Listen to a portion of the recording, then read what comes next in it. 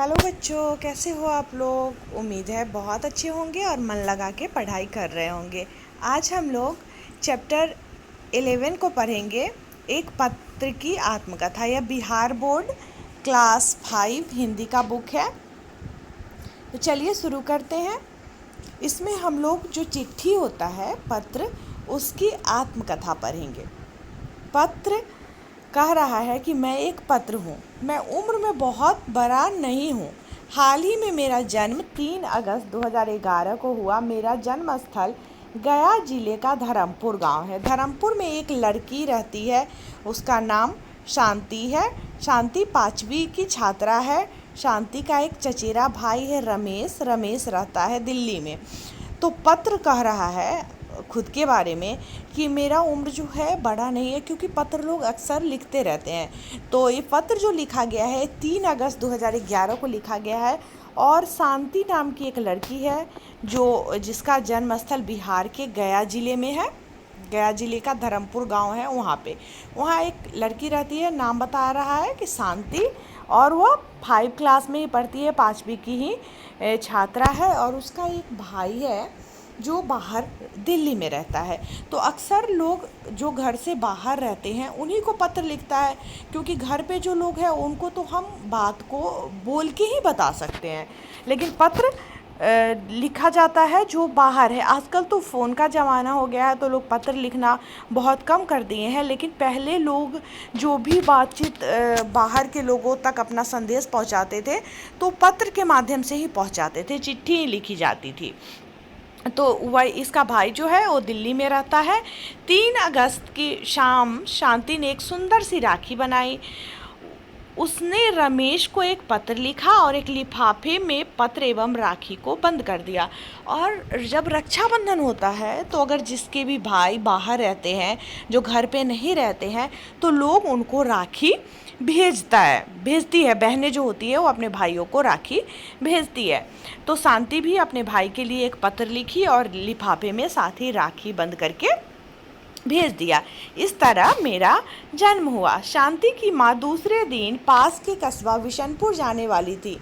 शांति ने माँ से कहा कि जरा रमेश भाई की चिट्ठी बिशनपुर के मतपेटी में डाल दीजिएगा। और चित्र में देखिएगा, ये मतपेटी है, इसको मतपेटी बोला जाता है। और जो चिट्ठी लिखा जाता है इसी में डाला जाता है, और फिर उसमें से निकाल के जो डाकिया होते हैं वो इसको ले जाते हैं, मतलब दूसरे जगह जहाँ भेजना रहता है वहाँ पे भेजा जाता है। ठीक है। तो शांति की माँ जा रही थी, तो शांति अपने माँ से बोलती है कि रमेश भाई का चिट्ठी जो है वो बिशनपुर के पेटी में डाल दीजिएगा। अगले दिन मैं माँ के साथ बिशनपुर पहुँचा। वहाँ बहुत चहल पहल थी। मैं इसका मज़ा ले ही रहा था कि ठप मैं एक काली सी गुफा में जा गिर पड़ा। और चिट्ठी इसकी माँ के साथ, शांति की माँ के साथ चला गया। चिट्ठी अपने बारे में कह रहा है कि मैं जा ही रहा था माँ के साथ बिशनपुर, लेकिन बहुत रास्ते में जा रहा था तो बहुत ज़्यादा चहल पहल थी, लेकिन अचानक मज़ा आ रहा था चिट्ठी को, लेकिन पता चलता है कि अचानक से ढप की आवाज़ होती है और वो एक काली सी गुफा में जाके गिर जाता है। मतलब जो पत्र था, जो चिट्ठी थी, उसको शांति की माँ मत पेटी में डाल देती है, जिसकी वजह से वहाँ पे अंधेरा हो जाता है और बहुत ज़्यादा पत्र का ढेर रहता है, जिसकी वजह से वहाँ पे जाके ये पत्र गिरता है और अंधेरा अंदर में बहुत रहता है। अरे ये तो मेरे जैसे ही थे, बस फिर क्या था, हो गई दोस्ती। अब वह देखता है पत्र कि यहाँ तो मेरे जैसा बहुत सारा पत्र रखा हुआ है, और पत्र को जो पत्र था जो शांति अपने भाई के लिए लिखी थी, उस पत्र को वहाँ पे जो और पत्र डाला हुआ था उससे दोस्ती हो जाती है। मैं तो एक पीले लिफाफे में बंद था, पर मेरे कुछ दोस्त फीके नीले रंग के थे। कुछ एक पीले कार्ड थे, कुछ सफ़ेद या खाकी लिफाफे पहने हुए थे, कुछ लंबे थे तो कुछ चौड़े थे। वे सब अलग अलग जगह जा रहे थे। अब पत्र देखता है कि वहाँ पे उसका जितना भी दोस्त है, सब उसमें से कुछ अलग, कोई नीले कलर का है, कोई पीले किसी का कलर पीले कार्ड का है, कुछ सफ़ेद है, कुछ का खाकी कलर है, कुछ लिफाफा जो है वो बहुत लंबा है तो कोई वो बहुत चौड़ा है। वह सब अलग अलग जगह जो है जा रहा था। अब मुझे चिंता होने लगी कि मैं दिल्ली में रमेश के घर तक कैसे पहुंचूंगा, कहीं और पहुंच गया तो किसी को कैसे पता चलेगा कि मुझे कहाँ जाना है। अब पत्र सोचता है कि शांति उसको रमेश के लिए भेज रही है, तो अब मैं रमेश के यहाँ कैसे पहुँचूँगा? कौन सोच रहा है ये बात पत्र सोच रहा है, क्योंकि हम लोग जो पढ़ रहे हैं वो पत्र की आत्मकथा पढ़ रहे हैं। आत्मकथा मतलब अपने बारे में बताना, अपने पे बीता हुआ अपनी कहानी, ठीक है, उसको आत्मकथा बोलते हैं। कथा मीन्स कहानी होता है ना, तो आत्मकथा मतलब अपनी कहानी। किसी को कैसे पता चलेगा? तो पत्र सोचता है कि किसी को कैसे पता चलेगा कि मुझे कहाँ जाना है, कहीं मुझे और तो नहीं रखा है, कहीं मैं रमेश के पास नहीं पहुँच पाऊँगा। इस तरह की बातें पत्र के मन में चलते रहती है। एक सफ़ेद लिफाफा जिस पर लाल व नीली धारियाँ बनी थी सबसे बातें करने लगा, कहने लगा, पता है मुझे अमेरिका देश जाना है। अब देखो, सफ़ेद रंग का एक सफ़ेद रंग का लिफाफा था जिस पे लाल पीली धारियाँ ऐसे ऐसे लाइनिंग जो है वो बनी हुई थी, लाल और नीली। तो वह पत्र सबसे बातें करता है, बोलता है कि मुझे दूसरे देश जाना है, मुझे अमेरिका देश जाना है। रास्ते में जो है बहुत बड़ा समुद्र है, इसलिए मैं रेल या बस से नहीं हवाई जहाज़ से अमेरिका पहुंचूंगा। और पत्र बताता है कि मुझे मतलब अमेरिका जाना है तो रास्ते में रेल या बस से नहीं, मैं सीधे हवाई जहाज़ से जो है वो अमेरिका पहुंचूंगा। सुना है जब हवाई जहाज़ नहीं बने थे तब समुद्र में चलने वाले बड़े बड़े जहाज़ से पत्र भेजे जाते थे। और वह ये भी बताता है कि पहले जब हवाई जहाज़ नहीं चलते थे तो उस समय समुद्री मार्ग से जो जहाज़ चलता था उस जहाज़ से पत्र जो है वो भेजे जाते थे। तभी खटाक यानी ताला खुलने की आवाज़ आती है, पेटी में फिर उजाला हो जाता है। और जब भी उसका ताला खुलता है, गेट खुलता है मत पेटी का, तो उसमें पूरा रोशनी हो जाता है, उजाला हो जाता है। किसी का हाथ अंदर आया और हम सब पत्रों को निकाल कर एक थैले में डालने लगा। और कोई आदमी उसमें आता है और गेट खोल के मत पेटी का और सारा पत्र अपने झोले में थैले में डाल लेता है। थैले में बंद होने से पहले मैंने देखा कि एक खाकी वर्दी पहने हुए डाकिया है, उसने पेटी में ताला डाला और हमारी बोरे को साइकिल पर रख कर चल पड़ा। अब डाकिया को देखे हो कभी? डाकिया का जो ड्रेस होता है, डाकिया खाकी कलर का वर्दी जो है पहने हुए रहता है, उसी कलर का खाकी कलर का ही पैंट रहता है, शर्ट भी। तो वह उसमें से पत्र निकालता है और बोरे को साइकिल पर डाल के चल देता है पत्र निकाल के। जल्दी ही हम बिशनपुर डाकघर पहुंच गए। इसके बाद देखो, यहाँ पे मत पेटी जो है इसमें से ये निकाल रहा है डाकिया, बोरे में डाल रहा है और उसके बाद साइकिल से डाकघर जो है पहुंचा देगा। किस डाकघर में? बिशनपुर डाकघर में। बिशनपुर बोली थी ना शांति अपनी माँ को बिशनपुर के मत पेटी में डाल देने के लिए, तो अब यह बिशनपुर डाकघर पहुंच गया। डाकिये ने हमारे बोरे को डाकघर की मेज पर उलट दिया, फिर वह एक भारी ठप्पे से हम पर लगे टिकट पर सील लगाने लगा। और उसके बाद क्या होता है कि डाकिया लेके गया और वहाँ पे मेज पे डाकघर में सारा पत्र को बाहर निकाल देता है और उस पर ठप्पा लगाने लगता है और टिकट पर सील लगाने लगता है। ठप ठप ठपा ठप ठप ठप का आवाज़ जो है वो आने लगता है, वो मुहर जो लगता है उसका। उसके बाद बड़ी तेज़ी से चल रहे थे, सील लगाना ख़त्म करके उसने हमें इकट्ठा किया और एक दूसरी मेज़ पर पटक दिया और बड़ी तेज़ी से हाथ जो है उसके चल रहे थे। जल्दी जल्दी वो ठप्पा लगा रहा था और सील करने के बाद उसको अलग रख दिया गया, दूसरी मेज़ पर रख दिया गया उस पत्रों को। मैंने सोचा अब कुछ देर चैन की सांस लेकर सुस्ता लूँ, पर वहाँ डाकघर के 2 लोग आए और उन्होंने हमें बांटना शुरू कर दिया। और पत्र सोचता है कि थोड़ा आराम कर लेता हूँ, थोड़ा देर सुस्ता लेता हूँ, सांस ले लेता हूँ, लेकिन पता चलता है कि डाकघर से और 2 लोग आए हैं और हमको बांटना, हम लोगों को सबको, सारे जो थे सबको बांटना शुरू कर दिया, सारा जो पत्र वहाँ पे था उसको। इस तरह पत्रों के एक ढेर के बजाय 2 ढेरियाँ बन गई, एक गया जिले की और एक जिले से बाहर की। और वहाँ पे 2 ढेरी बन जाता है। एक जो गया जिले का पत्र था उसको एक तरफ ढेर लगा दिया गया और जो दूसरे जिले का था उसको एक तरफ ढेर लगा दिया गया। तब तक डाकघर की एक महिला 2 खाकी बोरे लेकर मेज के पास आई और बोली, जिले के बाहर वाले डाक RMS के बोरे में डाल दो और जिले वाली डाक गया डाकघर के बोरे में। और उसके बाद क्या होता है कि एक महिला आती है 2 खाकी कलर का बोरा लेकर मेज के पास और बोलती है कि जिले से बाहर का जो डाक है उसको RMS के बोरे में डालना है। किस बोरे में? RMS के बोरे में डालना है। और जिले वाला जो है वो जिले वाला जो डाक है वह डाकघर के बोरे में डालना है। डाकिये ने वैसा ही किया, मुझे RMS के बोरे में डाला गया। मेरा दिल बैठा जा रहा था, मुझे लगा क्यों ले जा रहे हैं, मुझे तो दिल्ली जाना है और ये RMS क्या वाला है। अब पत्र सोचता है कि अरे मुझे तो दिल्ली जाना है, फिर ये RMS क्या होता है कि मुझे पता नहीं कहाँ ले जाएंगे। इस तरह की बातें उस पत्र के मन में चलने लगी। ना जाने कैसे उस बोरे में मेरे मन की बात सुन ली, मुझे सहलाते हुए बोलने लगा, दिल्ली बहुत दूर है, वहाँ तुम रेलगाड़ी से जाओगे। और पत्र को वहाँ पे पत्र जो सोच रहा था उसको उसका जवाब मिल जाता है कि दिल्ली जो है बहुत दूर है, और दूर की वजह से उसको वहाँ पत्र को रेलगाड़ी से जाना था। दिल्ली जाने वाली रेलगाड़ी गया स्टेशन पर रुकती है, इसलिए मैं तुम्हें गया RMS ले जा रहा हूँ। और आप लोग सोचेंगे कि RMS क्या होता है, तो RMS का अर्थ होता है रेलवे मेल सर्विस। तो वो गया से जाना था उस पत्र को दिल्ली, तो गया के RMS में उसको ले जाया जाता है। ठीक है, यहाँ पर आसपास की डाक इकट्ठी की जाती है और दिशावार छाटी जाती है। और यहाँ पर जो स्टेशन पर इसका कार्यालय है, और स्टेशन के पास उस कार्यालय में आसपास की डाक जो है उसको इकट्ठी की जाती है, और किसको किस दिशा में जाना है उसको दिशावार जो है छाटी जाती है, और फिर उसके बाद उसको ट्रेन से भेज दिया जाता है। मुझे बोरे की बात से तसल्ली हुई, हम कब गया पहुँचे मुझे पता ही नहीं चला। और इसको बोरा जो इसको बताता है उससे संतुष्टि होती है, और फिर ये कब गया पहुंच जाता है इसको पता नहीं चलता है। एकाएक से किसी ने बोरे का मुंह खोला और बाहर की रोशनी से मेरी आंखें चौंधी आ गई।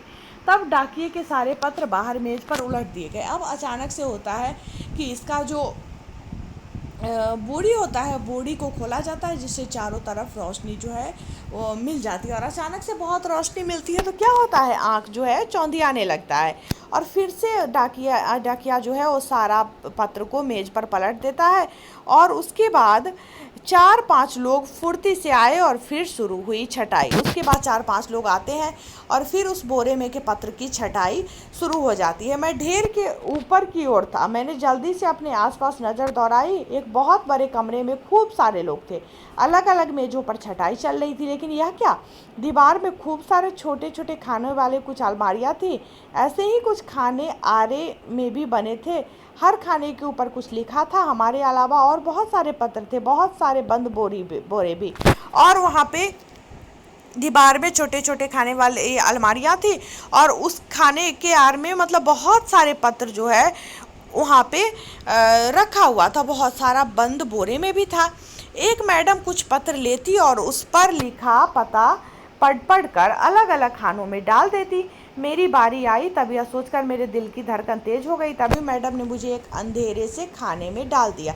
वहाँ पे एक मैडम थी जो सारे पत्र को छांट के अलग अलग खाने में डाल रही थी। अब यह पत्र सोच ही रहा था, तभी इसको भी एक खाने में डाल दिया गया जहाँ पे बहुत ज़्यादा अंधेरा था। उसके ऊपर लिखा था दिल्ली। वहाँ और भी कई सारे पत्र थे, और दिल्ली का जो पत्र था उसको छांट के मतलब सारे शहर के पत्र को अलग अलग छांट के अलग अलग खाने में रखा जा रहा था। और इस पत्र को दिल्ली वाले में रखा गया, क्योंकि शांति जो थी अपने भाई रमेश के लिए दिल्ली पत्र और राखी भेजी थी।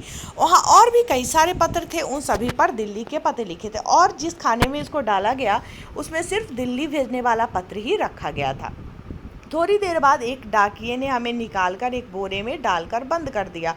बोरे में परे परे मुझे नींद लग गई। अब फिर उसके बाद एक डाकिया आता है और निकाल कर इसको एक बोरे में डाल के फिर बंद कर देता है। बोरे में परा परा बेचारा पत्र को नींद आने लगता है। हर थोड़ी देर में झटका पड़ता, मानो बोरे को उठाकर कोई कहीं पटक रहा हो। तभी मेरी नींद खुलती तो ज़मीन हिल रही थी और रह रह कर सीटी की आवाज़ आ रही थी। मैं समझ गया कि मुझे गया जंक्शन से दिल्ली की रेलगाड़ी में चढ़ा दिया गया। अब इसको ये सोचा, पत्र जो था वो सोने लगा, और जब भी ये सोता था इसकी आंख लगती थी तो लगता था जैसे कोई बोरे को उठा रहा है, कोई पटक रहा है। तभी इसकी नींद खुलती है और लगता है जैसे ज़मीन जो है हिल रहा है, या समझ जाता है सीटी की आवाज़ सुन के कि अब इसको गया जंक्शन पे से दिल्ली के लिए रेलगाड़ी में चढ़ा दिया गया है। पत्र को और राखी को दिल्ली जाना था। पूरे 18 घंटे चलने के बाद हम दिल्ली स्टेशन पहुँचे और गया से दिल्ली पहुंचने में कितना समय लगा? 18 घंटे का। 18 घंटे के बाद पत्र जो है वो दिल्ली पहुंच गया। गाड़ी से निकालकर हमें एक लाल रंग की छोटी बस में लाद दिया गया और फिर जो है उस पत्र को रेलगाड़ी से निकाल के एक बस में डाला गया, लाल रंग के छोटी सी बस में। इस तरह मैं दिल्ली से बड़े डाकघर में पहुंचा और उसके बाद ये दिल्ली के बड़े डाकघर में पहुंच जाता है। वहां से डाकिये ने मुझे अपने थैली में डाल लिया और हम साइकिल पर निकल पड़े। इसके बाद दिल्ली डाकघर से डाकिया उसको अपने थैले में डाल लेता है और फिर साइकिल से उस पत्र को बांटने मतलब रमेश के पास ले जाने लगता है। एक जगह मेरी मुलाकात नए पत्र मित्रों से होती है और मेरे पुराने साथी छूटते रहते। मतलब जैसे जैसे लोगों का एड्रेस आते जाता है पत्र उसको दे दिया जाता है, तो जो पुराने साथी थे वो छूटते जाते थे। हर जगह मेरी मुलाकात नए मित्रों से होती और मेरे पुराने साथी छूटते रहते। डाकिया ने मुझे किसी के घर के दरवाजे के नीचे से अंदर सरका दिया। अब डाकिया उस एड्रेस पे पहुंच जाता है, उस घर के नीचे दरवाजे से उस पत्र को सरका देता है। थोड़ी देर बाद रमेश की माँ बाहर आई तो उन्होंने मुझे उठाकर मेज़ पर रख दिया। इसके बाद रमेश की माँ आती है और नीचे जो पत्र डाला हुआ था उस पत्र को उठा के मेज़ पर रख देती है। शाम को जब रमेश घर लौटता है तो बहुत खुश हो जाता है पत्र को पाकर। और राखी के दिन रमेश ने वही राखी बांधी और मुझे उठाकर और पत्रों के साथ एक अलमारी में डाल दिया। इसके बाद रमेश की बहन शांति उसके लिए राखी भेजी थी, तो रमेश बहुत खुश हो जाता है और उस राखी को अपने हाथों में बांधता है। आप लोगों में से बहुत सारे बच्चे भी होंगे जिनके भाई उनके घर पे नहीं होंगे, कहीं बाहर रहते होंगे, तो इसी तरह से पत्र जो है और राखी अपने भाई को भेजते होंगे। उसके बाद जब वहाँ पहुँच जाता है तो रमेश राखी बांध लेता है और जो पत्र था उस पत्र को और पत्र के साथ अलमारी में रख देता है। यहीं पर मैं अब आराम से ज़िंदगी बिता रहा हूँ। इसके बाद पत्र आराम से उसी अलमारी में हमेशा पड़ा रहेगा, क्योंकि उसके बाद उसको कहीं भी जाना नहीं होगा। तो पत्र जो भेजते हैं तो इन सारे प्रोसेस से जो हम लोग देखे हैं, जिस प्रोसेस से गुजर के लास्ट में पत्र पहुंचा है, तो इसी तरह जो भी पत्र आता है, जो भी कुछ भी हम लोगों के यहाँ आता है पार्सल के माध्यम से डाकिया लेकर आते हैं, तो इन सारे प्रोसेस से उनको गुजरना होता है। इसके बाद ही वो पत्र हम सभी तक पहुंच पाते हैं। तो यही चीज़ मतलब इस कहानी में बताया गया है। जो पत्र की आत्मकथा थी, जिसमें पत्र अपना कहानी बता रहा था कि मैं कैसे कैसे गया से दिल्ली तक का जो यात्रा था उसमें कैसे कैसे उसको ले जाया गया। मतलब पत्र पहुंचाने का यही प्रोसेस होता है। तो हम लोग कुछ जो कठिन शब्द है उसका अर्थ देख लेते हैं। जैसे बौछार है, बौछार का अर्थ होता है भरमार, यानी बहुत सारा। ठीक है, था ना कि पत्रों का भरमार था, मतलब बहुत सारा पत्र वहाँ पे था। विविध का मतलब होता है अनेक, मतलब अलग अलग, विविध मतलब अनेक, बहुत सारा। पत्र पेटी मतलब लेटर बॉक्स। वर्दी किसको बोलते हैं? पोशाक को बोलते हैं। जो कपड़ा होता है उसी को बोलते हैं ना, पोशाक को। RMS यानी रेलवे मेल सर्विस, यानी रेलवे मेल सेवा। ठीक है। तसल्ली का अर्थ होता है ढाढ़स, किसी को ढाढ़स देना, किसी को समझाना। कि मतलब जैसे कोई डरा हुआ है तो उसको हम समझाते हैं ना कि अरे डरो नहीं, इससे डरने की कोई ज़रूरत नहीं है, तो उसको बोलते हैं तसल्ली देना। कि हम तसल्ली देते हैं कि कोई बात नहीं है, तुम ये कर लोगे। कोई भी भारी काम करना रहता है, या किसी की मम्मी चली जाती है मार्केट चली जाती है छोड़ के, तो घर में जो और लोग होते हैं उसको तसल्ली देते रहते हैं ना, उसको ढाढ़स बढ़ाते रहते हैं कि अरे रो मत, थोड़ी देर में तुम्हारी मम्मी आ जाएगी, या अभी इतना टाइम हो गया, इतने टाइम बाद तुम्हारी मम्मी आ जाएगी, रो मत। इस तरह की बातें होती हैं ना घर में, तो वही चीज़ उसको बोलते हैं तसल्ली या ढाढ़स। ठीक है, तो हम लोग इस चैप्टर को ख़त्म कर लिए। पत्र की आत्मकथा। क्वेश्चन आंसर हम लोग बाद में करेंगे। तो धीरे धीरे आप लोग मतलब कोशिश करिएगा कि आप लोग से अगर बन जाता है क्वेश्चन आंसर तो बन जाता है, नहीं बनेगा तो आप नीचे कमेंट में लिखिएगा कि हाँ मैम क्वेश्चन आंसर हम लोगों से नहीं बन रहा है। तो फिर मैं कोशिश नहीं करूँगी, मैं बता दूँगी, फिर क्वेश्चन आंसर भी आप लोगों का करवा दूँगी। तो पीछे भी अगर चैप्टर आपका अभी भी छूट गया होगा तो चैप्टर को कंप्लीट कर लीजिएगा, क्योंकि 10 तक पहले मैं करवा चुकी हूँ और 11 चैप्टर नंबर 11 आज हम लोग पढ़े हैं, और आगे इसी तरह कंटिन्यू करेंगे और पूरे चैप्टर को ख़त्म करेंगे। जितना भी चैप्टर है सभी चैप्टर को ख़त्म करेंगे। और बिहार बोर्ड के सारे क्लास का, अगर आप 5 से 6 में भी चले जाते हैं तो 6 का भी क्लास यहाँ पे होता है। तो वीडियो को अपने दोस्तों के बीच शेयर भी कर दीजिएगा, ताकि दोस्तों को भी इससे फ़ायदा मिले, वो भी वीडियो से पढ़ाई अपना पूरा कर ले। तो वीडियो कैसा लगा, क्लास कैसा लगा, मुझे कमेंट करके ज़रूर बताइएगा। मिलती हूँ फिर आप लोगों से नेक्स्ट क्लास में, तब तक के लिए बाय बाय।